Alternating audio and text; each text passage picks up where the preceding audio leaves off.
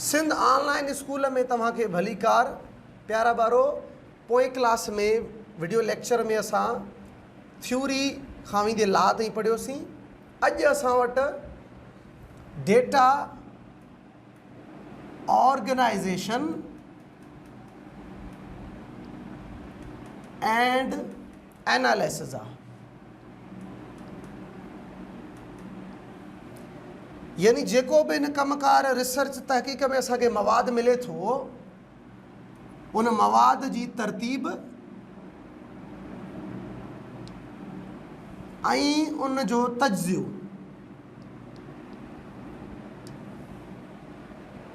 असां ऑब्ज़र्वेशन में इहो ॾिठोसीं त असांखे का बि इंफॉर्मेशन मालूमात डेटा मिले थी त असां उनखे कहिड़े नमूने सां सही ॾींदासीं। असां वटि ॿ तरीक़ा हुया, डेटा जा वे हुया। हाणे हिन डेटा ऑर्गेनाइजेशन डेटा एनालिसिस में असां मुख़्तलिफ़ तरीक़नि सां पंहिंजे हिन मवाद खे पेश कयूं था। मिसाल जे तौर ते जेके असां वटि ग्राफ्स हूंदा आहिनि,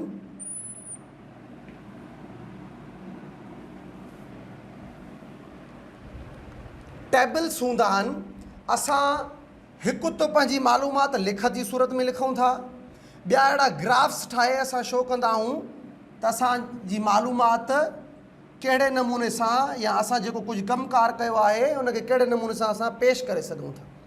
मिसाल जे तौर ते मलेरिया जो केस खणूं। मलेरिया जा केसिस असां चऊं त जनवरी, फेबरवरी, मार्च, अप्रैल, मई, जून, जुलाई,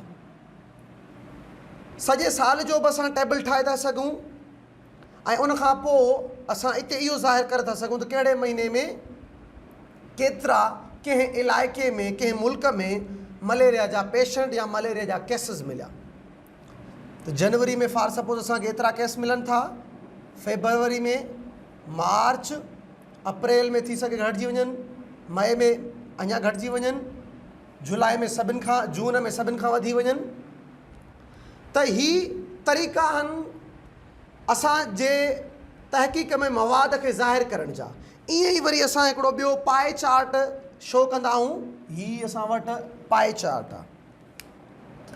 हाणे असां इन में के मख़सूस जेके बीमारियूं असांजे मुल्क में हुजनि या सिंध सूबे में हुजनि या इलाइक़े में हुजनि उनखे ज़ाहिर करे सघूं था।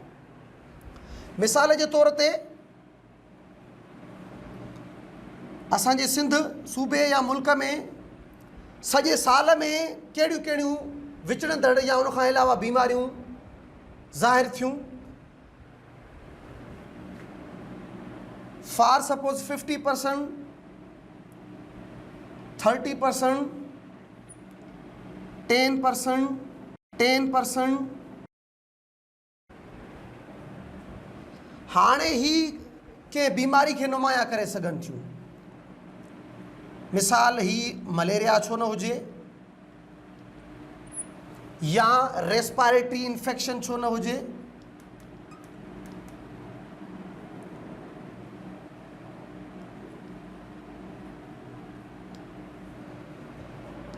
ही डायरिया छो न हुजे। असीं हिकिड़े मॉड्यूल में, हिकिड़े मॉडल में मुख़्तलिफ़ क़िस्मनि जूं बीमारियुनि खे ॿुधाए सघूं था। या बीमारियुनि खां अलावा जेका असां वटि मालूमात गॾु थिए थी मुख़्तलिफ़ फील्ड्स में, हयातियात में, हयातियात खां अलावा फिज़िक्स में, केमिस्ट्री में, उन्हनि में का बि शइ असांखे अगरि कंहिंखे ज़ाहिर करणी आहे त असां ग्राफ्स या अहिड़ियूं शक्लूं उन्हनि जी सूरत में ॾेई सघूं था। ईअं ई असां वटि स्टेटिस्टिक या पाण चऊं त मैथ, इहा बि बायोलॉजी जो हिकिड़ो मुख्य हिसो आहे जेॾी महिल पाण असीं कंहिं रिसर्च कंहिं कमकार में मशगूल आहियूं। हाणे असां वटि रेशो हूंदो आहे, ईअं ई असां वटि वरी प्रोपोर्शन हूंदो आहे। रेशो में असां छा कंदा आहियूं कंपेयर कंदा हूँ टू वैल्यूज़, ॿिन क़ीमतनि खे असां ॼाणाईंदा आहियूं। मिसाल जे तौर ते 4:12, इन खे सादो बि करे था सघूं।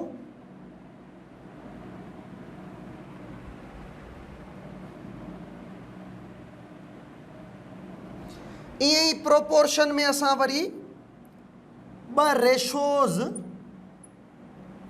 2 रेशोज़ आर कंपेयर्ड।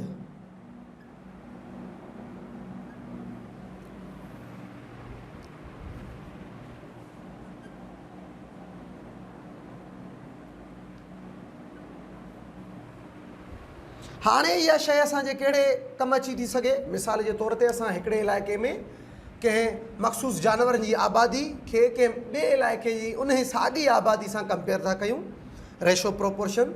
या हिकु गुल में पेटल्स सेपल्स जो तइदादु आहे, उनखे रेशोज़ में आणियूं था, उनखे प्रोपोर्शन में आणियूं था। अहिड़े नमूने सां असां वटि मैथमेटिकल बायोलॉजी आहे, बायोलॉजी यानी रियाज़ियाती हयातियात।